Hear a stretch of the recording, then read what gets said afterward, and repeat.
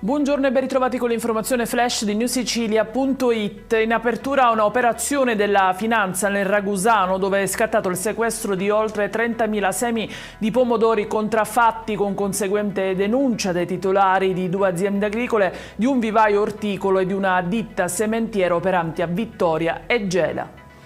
A Palermo i finanzieri hanno invece posto sotto sequestro un immobile per presunte irregolarità nelle operazioni di bonifica dell'amianto. L'operazione è stata condotta a seguito di una segnalazione da parte di cittadini residenti nella zona, segnalati 3 soggetti.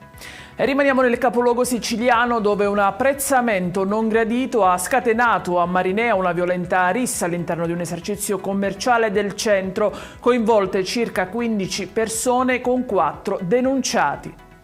Ci spostiamo a Vittoria, dove un grave incidente stradale ha causato stamani la morte di un 50enne albanese, 2 i veicoli coinvolti che si sono scontrati sulla statale 115.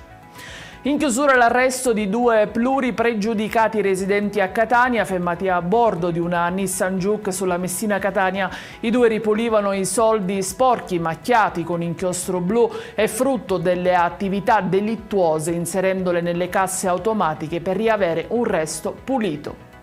Ed è tutto per queste edizioni. Mi ricordo come sempre che i dettagli su queste notizie e molte altre li trovate sul nostro sito e sui nostri canali social. Grazie per averci seguito e a stasera con nuovi aggiornamenti.